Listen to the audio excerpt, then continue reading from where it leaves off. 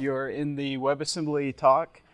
And the whole focus of what I'm going to share over the next 45 minutes is really the answer to the question of what if I told you that you could run code in a browser, and this is any modern web browser, at near native speeds. So we're talking speeds close to what an installed desktop application would actually run without using any type of plugin. And even more powerfully, using the programming language of your choice. That's what we're going to explore. And I want to kick off with just an example. Is anyone familiar with Unreal Engine, out of curiosity? So it's a 3D engine that was ported to WebAssembly. This is WebAssembly running in the browser without a plugin. And what I'm going to do is just zoom into this pool. You can see 3D water effects, and these fish are swimming around, and I can interact with this, use my mouse, and actually draw them to drag around. So that fluid experience is the full Unreal Engine running in the browser. I'm going to close that out and take a step back. This is WebAssembly, talking about browser as the OS. I'll spend about 2 seconds on my bio. I'm a cloud advocate at Microsoft. If you're curious what a cloud advocate is, feel free to stop me afterwards. I'll be happy to explain it. I've been developing for a really long time. So non-professionally for over 30 years, professionally for 25 years. So I've seen a thing or two in my day. I like to run. I put that in quotes because if anyone actually saw me trying to run, they'd realize it's a slow jog, but it keeps me fit. I try to follow a 100% plant-based diet, but you never know what happens in the kitchen, so I drop the percentage just a little bit. And I love shooting pool whenever possible. Everyone will get access to this deck. The contact information in the lower left is how you can reach out to me. Suggestions, feedback, questions, happy to respond. That is a real email address. It does not have a forward rule that just sends everything into the trash can, so I will respond to you. I want to start, what's that? Sure thing. And you will get access to this afterwards too, so all these links will be available for you. So I want to start with this premise. This is perfectly valid JavaScript code, and what it's doing is a very inefficient brute force attack to compute primes. And it's going through and doing division and figuring out is this number a prime, and it returns the highest number prime it finds in that range. Now if we take a look at an actual code example, the primes example looks like this. I actually increased the number of primes up to 80,000 just to make it interesting. And then this little exports here allows me to wrap it in a node process. So this is my node wrapper. It's pretty straightforward. What I'm doing is I'm including the primes, starting a timer, running it, getting the result, ending the timer, and showing you the result. So if we run this, I'm just going to drop to command line here, and I'm going to run node primes.js. This is going to pull in that module, go through that brute force with JavaScript, and hopefully it'll compute the correct prime. It'll return back to us, and you can see it took about 8.8 seconds. So we'll keep that in mind for JavaScript. Now let's take a look at the precursor to WebAssembly. Is anyone familiar with Asm.js? Out of curiosity, so Asm.js came out about 2014, and it's an interesting concept. The idea was take JavaScript and create a subset of JavaScript, so constrain the language, if you will, and do things like don't allow for loops. Everything has to be a while one loop, and I'll show what that looks like in a second. But the idea is with this constrained subset, it can now be a target for typed languages. And there's a little bit of infrastructure around it to create a memory heap so that you can access memory, but it's a stack-based virtual machine. And because of this target, you're able to actually take code and compile it to JavaScript. And then modern browsers that are aware of Asm.js are able to optimize that code. Because of that subset, they can have a highly efficient way of optimizing it towards native code. And it'll make more sense in a second. So the tool chain that this started out with was taking our favorite language, right? C and C++. Dating myself, this is how I got started after mainframe programming. Clang is a tool that generates code from C and C++. If you're not familiar with LLVM, this is a tool chain that makes it possible to build compilers that target multiple platforms. So if you're part of this tool chain, you have access to a suite of resources that makes it easier to target platforms. And then on top of that, this module called mscripten came out. And what mscripten does is it takes the output of that C code and creates ASM.js code. Sounds like a lot, but I want to start with this simple example. This is the same primes computation written in C. The big difference between C and JavaScript is JavaScript has a number type. And if you're familiar with JavaScript, it's basically a floating point number type. And floating point math has a lot of overhead associated with it. It's not that efficient. In C, I can declare an integer type. And integer math is far more efficient. So taking that C code, what I can do is use the mscripten toolchain and start with something like this, which is just that compute primes. Notice I call it compute primes ASM. And this is written in C, and I can compile it and get something that looks like this, which makes a lot of sense, and everyone's already debugging and troubleshooting the code. It's actually a lot bigger than my primes.js, but it's doing a lot of housekeeping. For example, in C, you can work with standard input and standard output. There's no concept of that in JavaScript, so it's basically marshalling those standard input and output, mapping memory, etc. This is a more practical look of the expanded code. I'm going to dive into this in a little more detail, but what I want to show you is I've got this same wrapper around primes.asm.js, same timer, get the result, compute it, and I just want to run this for a second. So let's do primes.asm.js. So this is going to do the same thing. It's a node module. It's going to pull in the ASM. It's going to run through, compute the prime, return the highest number prime. And you can see we shaved off about 1.2 seconds. So that's over 10% performance. And if you scale that out to more complex algorithms, and the entire reason it was able to do this is because it was using integer math instead of floating point math for that operation. This is a very simple example. This is the code for all practical purposes that was generated. And if you take a look at it, it looks a little confusing, weird variable names, etc. But there's some interesting conventions here. For example, doing an exclusive OR with 0 in regular JavaScript, if the engine's not ASM aware, this is just going to remove the fractional component. So this is perfectly valid JavaScript. For an ASM aware engine, though, it knows that this has to be an integer, and so it can marshal and do integer math with that instead of floating point operations. We've got an example here of the while one loop. Everything's a while one with a break. And again, by having just that one type of loop, it allows for compiler optimizations. This is an example of an operation that's been coerced into an integer, and this is a decrement. So it's actually moving the variable, creating a new variable that's the result of adding -1, forcing it to an integer, passing it back. Seems inefficient, but if you understand compilers, this actually creates a pipeline that is highly efficient for compilers. That's interesting. These are some times in Chrome that shows how it consistently runs faster. But what's more interesting is building on top of this in 2017, the WebAssembly specification came out. So this is still pretty brand new. It's only a couple years old. But what's important to note is that all of the major browsers, the current versions of all major browsers, support WebAssembly out of the box, nothing special to do. And this includes the browsers on your phone.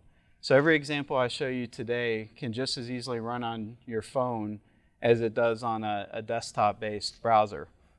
So what WebAssembly does is creates this notion of a stack-based virtual machine with its own bytecode language, its own assembly language. It's a WebAssembly. This is the same algorithm to compute primes in WebAssembly. I don't expect you to understand, troubleshoot, or debug, just showing you conceptually how that's output. Now, WASM has a few advantages over ASM.js. First off, WASM's compiled, so there's no interpreting the script. For example, you can write ASM.js and say it's ASM.js, but then you can cheat and not use an exclusive OR 0, etc., and use a for loop, and it's invalid. So it has to parse that and make sure it's valid. Then it has to do ahead of time compilation. Here we're in a bytecode format. In fact, the primes operation, when I compile it to WASM, is just 112 bytes, as opposed to something like 11,000 kilobytes for the compressed JavaScript that you saw. Finally, it has its own instruction set. So it's not constrained by a subset of the JavaScript language. It can be a full-blown set of instructions as a target for a compiler, but it still runs within the constraints of the web sandbox. So I want to show you kind of what that performance looks like in this example. And so what I did is I have pretty much the exact same C program, only this time I've renamed it to compute primes WASM instead of compute primes ASM. Now when I compile it, what I'll get is I'll get this primes.wasm.js. That's about 11,000 bytes. This is JavaScript loader code. Right now, WASM doesn't inject directly into the browser. You need to wrap it in a fetch and kind of wire it up. So there's some boilerplate that's generated for you automatically by the mscript toolchain. This is the actual WASM file here, this wasm.wasm, 112 bytes, so very streamlined. So what I did for this example is I created a little web page, and all it does is it loads the primes.js, the primes.asm, and the primes.wasm, wires up some buttons, and the main function is pretty much the same for each one. Computes the prime, starts the timer, gets the result, ends the timer. So it's feeding it in, but it's going to use one of the different engines. So what I can do is launch a simple little web server. Actually, I just destroyed my code here. So I can launch a little web server in this directory. We can come over to our web page and we can navigate to localhost 8080 primes.html, and we see our buttons. I'm going to go ahead and open up my console. And don't worry about the errors. That's just because I have the module exports and I'm doing it in the browser and not in Node, so it sort of ignores that error. If I do it in JavaScript, we can see in the console it's computing that prime. It's going to spin a little while, get the method. This should run a little bit faster than Node. It actually ran slower, 9.2 seconds. Now let's go ahead and do the same thing with WASM. So I'm going to click on the WASM button. It says it's computing the prime, spinning around, and 6.7 seconds. So you can see substantial improvement right there inside of the browser for that. And all of this code, by the way, will be available for you to pull down and troubleshoot yourself. So I talked about it being a stack-based virtual machine. It does have memory. If you write a C program, you're going to have memory manipulation. If you use something like Go or C#, you have managed memory. So you need memory. So WASM exposes memory in heaps. There's actually byte-aligned memory. So I have 8-bit, 8-bit, 8-bit, 8-bit. But based on the type of variable I'm dealing with, I may take up a different set of bytes. For example, a 32-bit integer, it's going to take up 4 bytes. So every 4 bytes is an integer in that. So to make it easy to access it, it exposes these different heaps that are all looking at the same memory addresses, just in different ways based on the type of memory you're indexing. These correlate to new arrays that have been introduced into JavaScript that are the ways that you actually do get typed integers, typed numeric values in JavaScript is through these typed arrays. And you've got integers, you've got float, and you've got unsigned variations on all of that. So to show what that looks like, it's a little interesting. If I start on my C code side and I create a buffer, that buffer is automatically going to be allocated for me in WebAssembly, and it's going to be available to JavaScript. If I want to allocate a buffer on the JavaScript side and pass it in, I have to go back to my old C days and actually allocate that memory. And I have to allocate the right amount of memory because there's just one method, malloc, memory allocation. So if I'm allocating memory for 2 32-bit integers, I actually need, it's 4 bytes per integer, so I actually need 8 bytes total allocated for that. Then I have a buffer that I can set some values and pass it in. So to show what that looks like, I created something called the chaos game. I'm gonna pop out of here. No, don't save the changes, not coding live. So this is C code. And it's a pretty old algorithm. It's been around since the 80s. It was one of the first chaos type fractals I worked with. basically the way the chaos game works is you start with a bunch of numbers. This is the tree initialization. This is the fern initialization. You'll see what it looks like in a second. But these numbers represent transformations. So you can scale, rotate, and move a point.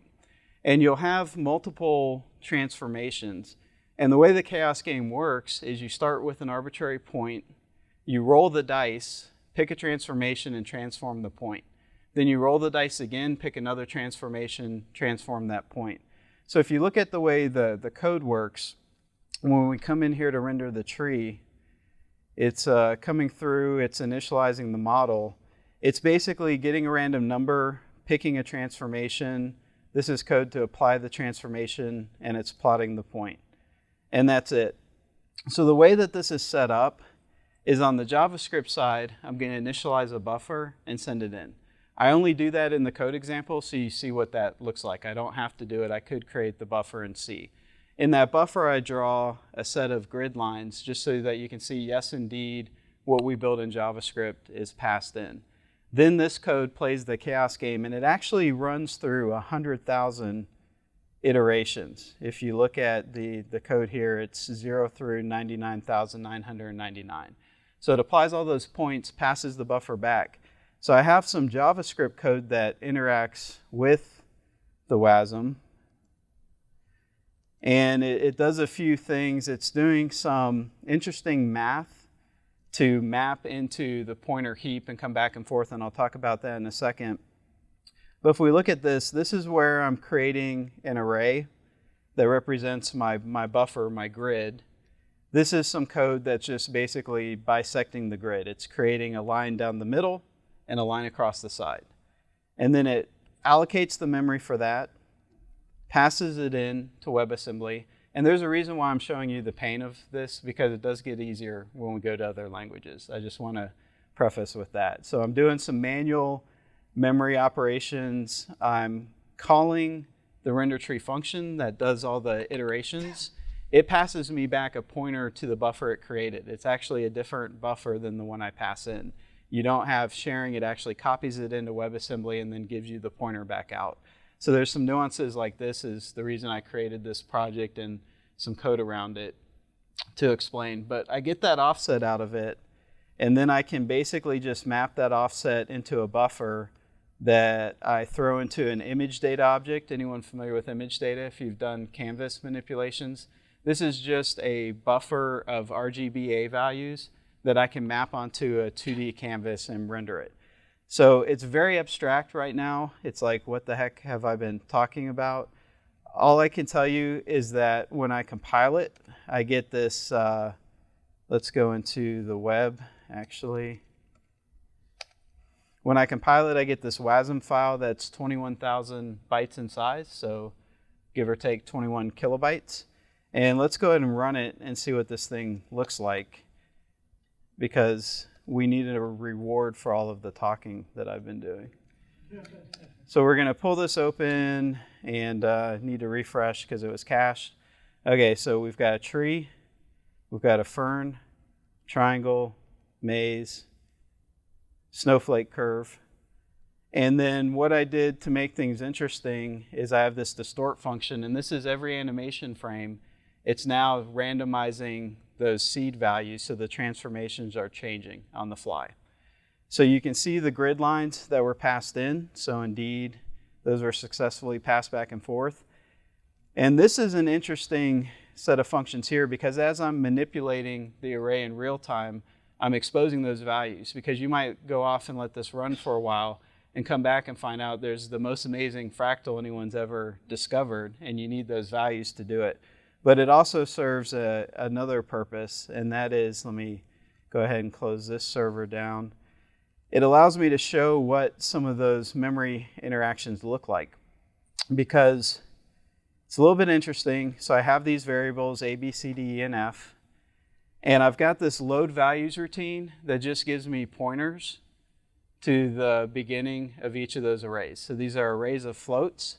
So I have an array of pointers to arrays of floats. This is getting back into the low-level, non-managed language fun that we have. So for each one of these, basically pointers to memory are unsigned 32-bit integers. So that's why I go into the unsigned 32 heap to get the offset. So this is, each time I come through this, I'm getting the offset to the A array, the B array, the C array, like that. Within that, I've got 4 different values. So I want to show those values. Those values are floats, so I go into the float 32 heap to get the float values, and then I successfully pull it out.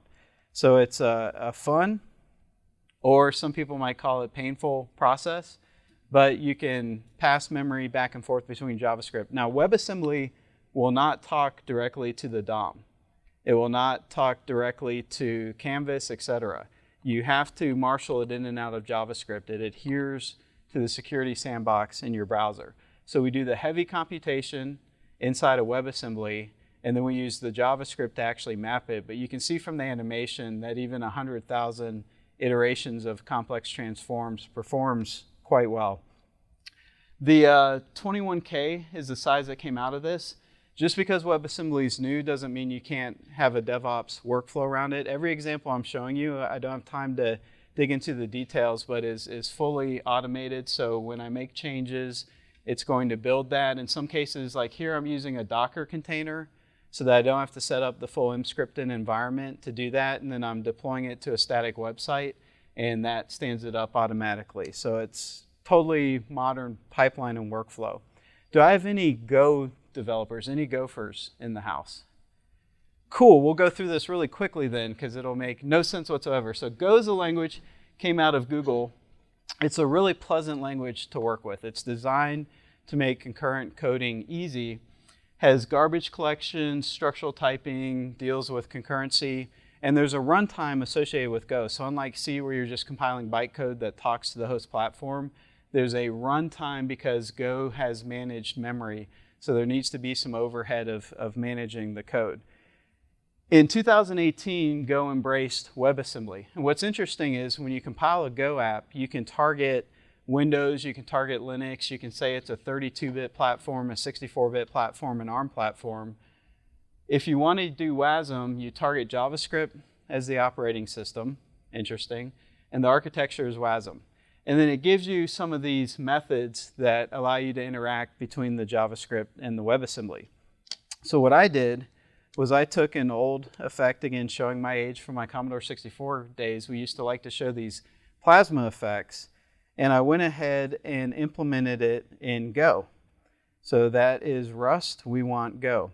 So this is what it looks like. It's giving me a squiggly line, but that's fine. This is my JavaScript interop.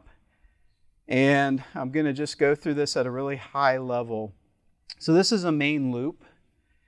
And this JS func says take this Go function and make it a function that, no, don't scan for viruses. Make it a function that we can call from JavaScript. So what are we going to do? We're going to update the plasma, get a buffer. This window call is going to call a JavaScript algorithm. Request animation frame is how I'm saying every frame update it. So run at the behest of the host machine instead of using a set interval. And I call it out. So the update plasma itself is a lot of crazy code that's just basically moving a buffer palette around based on a sign computation. For efficiency, we compute the sign table up front, so we're not computing signs on the fly. And then we have a palette for our colors. And when we start out, we get the window object, get the document object. I'm creating the canvas from within Go. I'm setting the height, the width, appending the child, and doing that. I also have this plasma.js, which is a wrapper around it. So when Go calls plasma render, it's getting the buffer, mapping it to image data, putting it on the canvas. Pretty straightforward. This is actually loading the WASM. This is the wrapper around it. It's going to fetch it and call it. So not too much complex code there. And I literally just take that Go app, say target JavaScript and WebAssembly, and then what do I get? Well, this will be a little interesting, I think.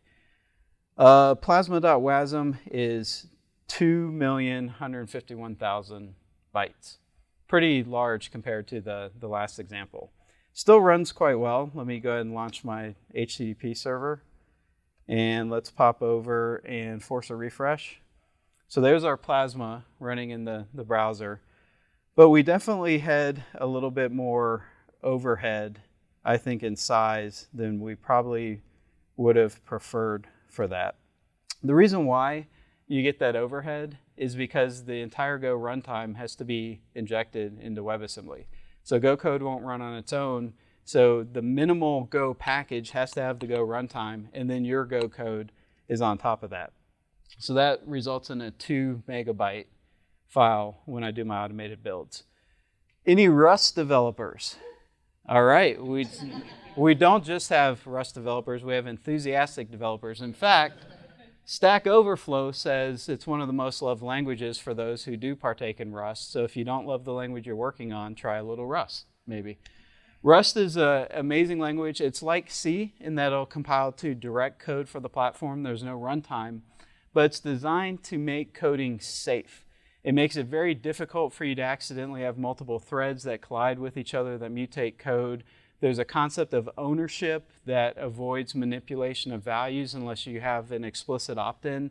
And I'm super oversimplifying it, but it's a very interesting and amazing language.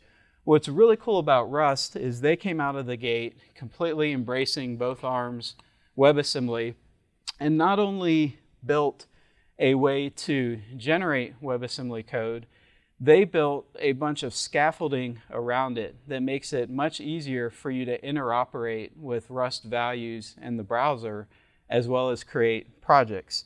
So to compare apples to, like Macintosh apples to, what's your favorite type of apple? I don't even know. What's that? Pink Lady. So to Pink Lady apples, I wrote the Plasma in Rust too, right? So side-by-side comparison.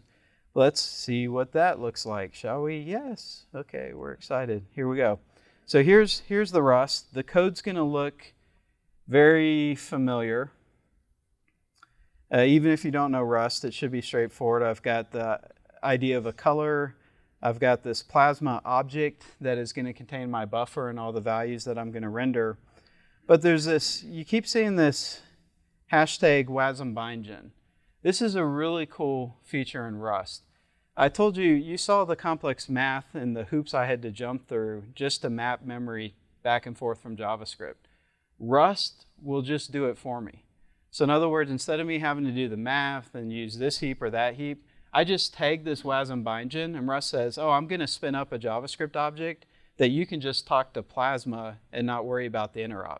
So it makes my life super, super easy. I'll show you what that looks like. The code is very, very similar. We've got code to make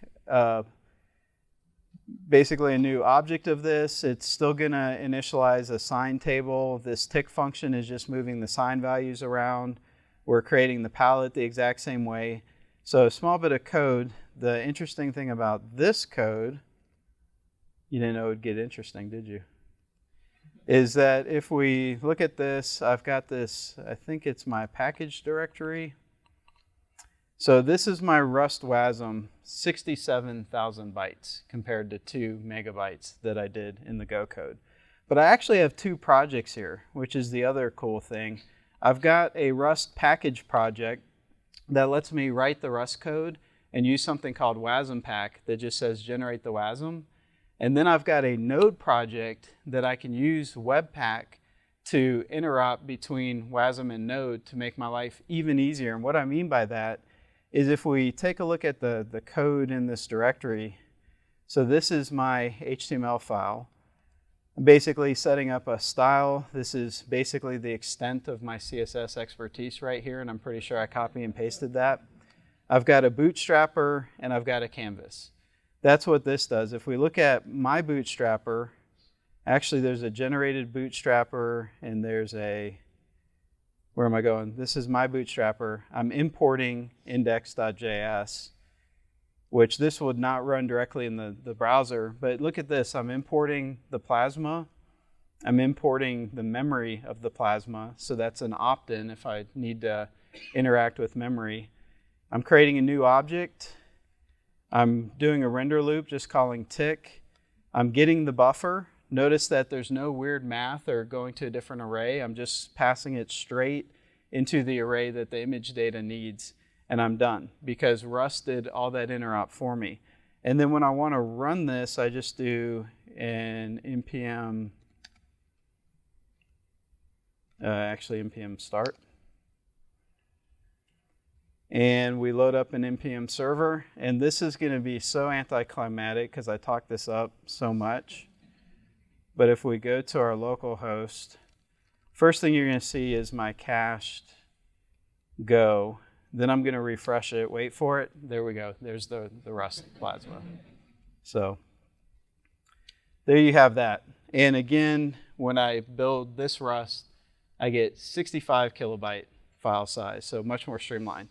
So I'm going to stop here and vote that for optimized WASM sizes and ease of development, Rust is a clear winner right now for WebAssembly. And that's a Microsoft employee about to talk about C# now, so for what it's worth. Because one of the cool things that happened is immediately after WebAssembly was released, a team was able to take the .NET runtime and port that to run on top of WebAssembly. Do I have any .NET developers? Few more hands there, great. So .NET on WebAssembly. Now .NET on WebAssembly by itself, not too effective because it just runs things. You need to be able to interact with that environment. And so the first question is, why would we even bring .NET into the browser? And there's a few arguments for this, definitely using the languages of the choice. I talk to C# developers around the world, and for some reason they just don't love JavaScript like those of us JavaScript developers do. And it's just a thing, they would rather use C#. There's a huge ecosystem out there. It's already been optimized performance. It's been out almost as long as I've been a professional developer. It's a full stack, tools, stable, and mature. But .NET by itself isn't good enough, so there's a library on top of .NET called Blazor. What Blazor does is it extends .NET to make it effective in the browser. It allows you to develop web application experiences. Because it's WebAssembly, there's no plugin, there's no code transpilation. It's going to work in all the modern browsers. Do I have any ASP.NET MVC developers out of curiosity? Are you using Razor templates? Yep, so Razor templates is a templating architecture that we use on server side. The server renders the template, sends it to the browser's happy. What Blazor does is take that exact same template style and allows you to create single page applications, only these will be rendered in the browser through WebAssembly. So you get that advantage of scaling out the distribution of the rendering engine. Same reason why we like Angular, React, and Vue is because we take a small data payload, transform it in the browser, provide that experience to the end user. So what we have is WebAssembly with .NET on top of that, Blazor on top of that. They finally got a cool logo. Don't at me. And, but Blazor provides all of these services on top of that. So I'm not going to give Blazor an award for the most streamlined assemblies because we do have to deploy the entire .NET runtime, just like Go has to deploy the Go runtime. But for ease of use and developer experience, there's something to be said for how this works. So I just want to show you an example. And unlike the other languages where I install special tool packs and pull down templates and then get started and tweak and do this. To get started with Blazor, I do file new project, pick a Blazor project, and I'm ready to run it and it's good to go. So the tooling is very straightforward. What I've done here is I said, I want to create an example that is going to allow me to build my own blog engine because there's just not enough blog engines. I mean, there's Hugo, there's Gatsby, there's Jenkins, we need more. And I want to be able to preview Markdown in the browser. So what's really neat about this is because we have the full .NET runtime running in the browser, we don't compile special DLLs for Blazor. Blazor will run as is existing class libraries or DLLs. So what I was able to do was I was able to import a package called markdig. That's the right here. And markdig is just a class library that allows you to convert Markdown to HTML and provide some tools. The author of this, I'm very confident, wrote this as a server-side class library to be included in .NET applications and had no notions of this ever running in the browser. However, we went ahead and included it in this client-side application. And really, this code is about as simple as we can get. I've got a little bit of HTML markup that you see here. I've got a text area. This is where I write my award-winning blog post. I've got a click, and this is how I do interop, by the way, between HTML and Blazor code. This @convert means run this convert function in code. This is C# code, and it's going to automatically wire into the event, call into the C# code. What I'm doing is using MarkDig to take my source text, convert it to HTML.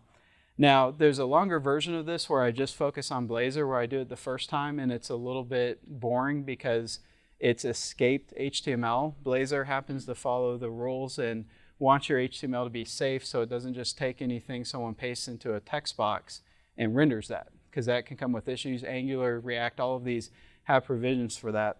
So what I decided to do is use a little bit of a trick, and here I'm calling into JavaScript. So there's interoperability between C# and JavaScript with what I'm doing.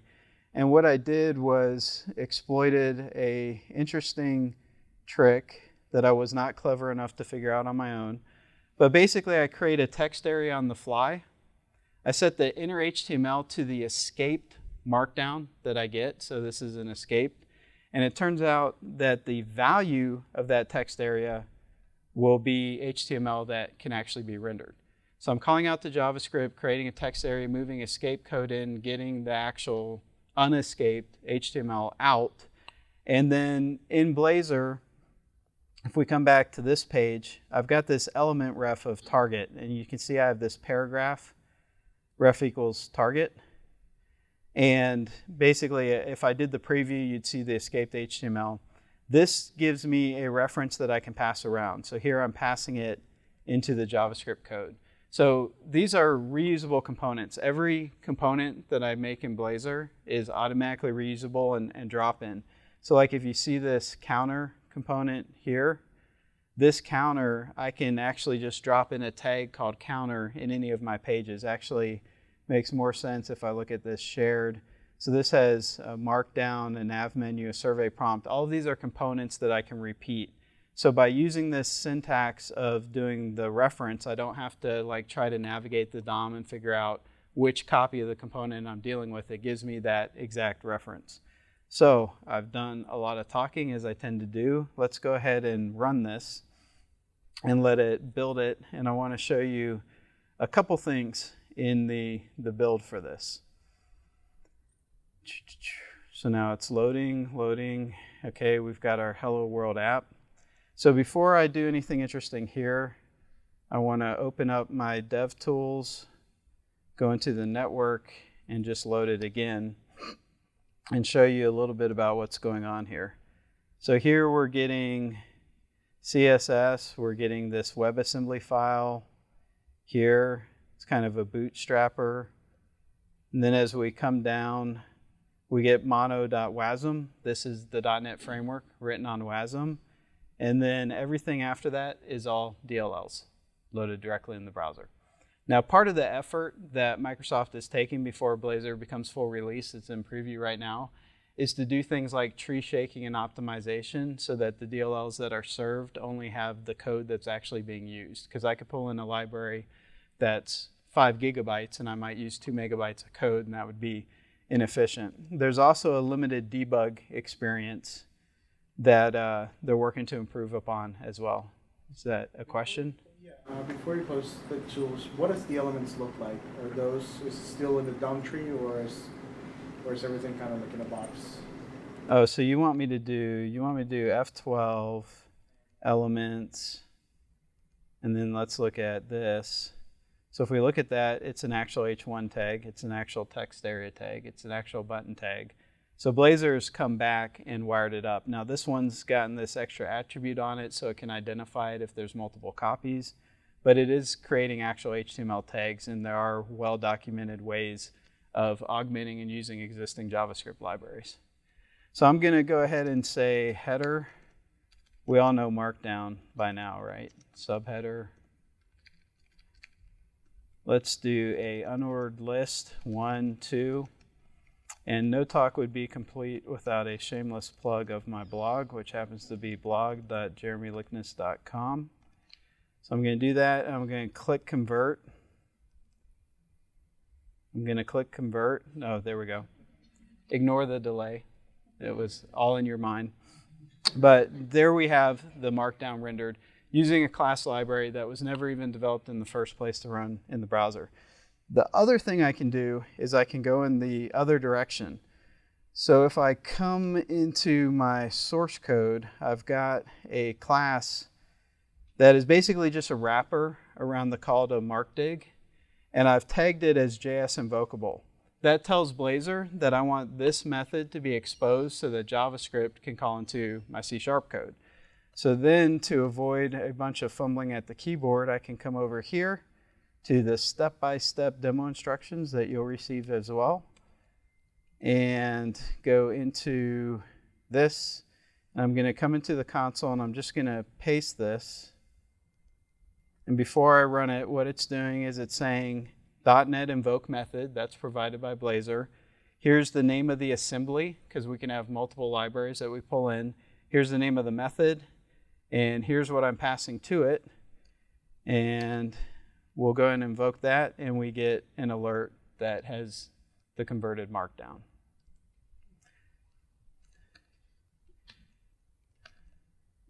Interesting? Intriguing? Intriguing. So, why WebAssembly? Speed. There's definitely a use case for the performance benefits it provides. Reach. It's accessible through all the modern browsers, including phone. That's accessibility. And diversity. It allows you to truly use the language you want to build web-based experiences. Now, we do have a couple extra minutes, so I just want to go into a bonus round, if you will. Let me see how quickly I can pull this one off. I have a question about the accessibility thing. Yes. How well do screen readers like it? So WebAssembly itself is not going to do anything as far as render any type of viewable element. It's going to process your code. So if I'm using Blazor, for example, I'm still using accessibility conventions that are HTML standard conventions for my tags, for my markup. WebAssembly is just doing...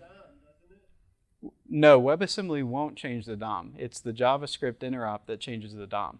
WebAssembly will only expose memory and return values. It cannot manipulate the DOM directly.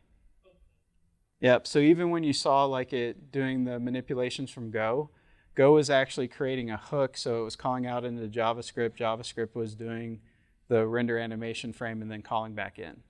So that's, and I use accessibility like it's accessible from devices. There's not a need to do any accessibility around WebAssembly itself because, again, it's like a black box that code comes in and out of.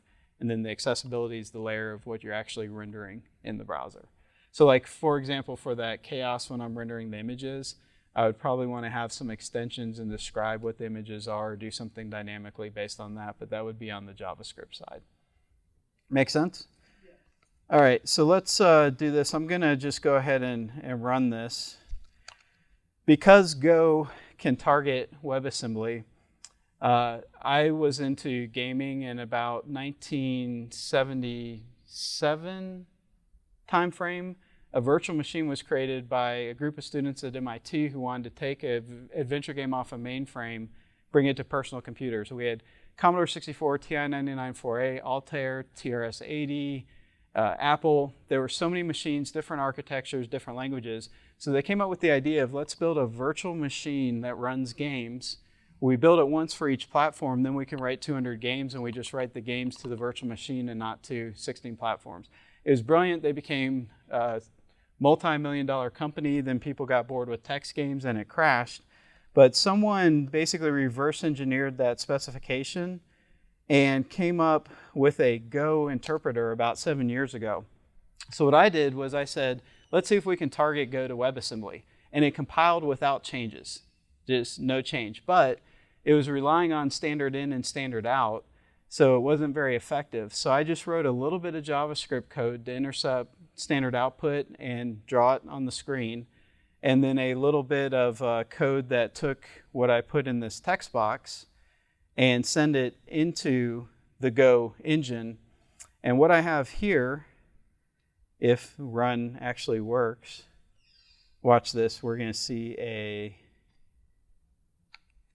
a dead loop. Let's try it one more time.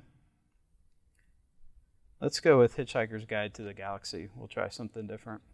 This is actually doing a fetch, bringing it in, passing that buffer into the Go code, doing a run. And if this doesn't work, I'm aborting out. Okay, so you see that there was no verb in that sentence, so it's thinking it's getting input that it's not. So I've obviously done something wrong. But just imagine how cool it would have been if you would have seen a text-based adventure game that we can interact with. I've blogged about this online. You can see it actually working there. But I don't want to keep you from lunch any longer, so if you want to take a picture, this is a good slide to do it. I will tweet out the link to this deck. Every example I showed you is open source, and each one has step-by-step instructions to set it up and run through it. I will hang out a little bit afterwards in case anyone has additional questions. Thank you so much for spending your afternoon with me.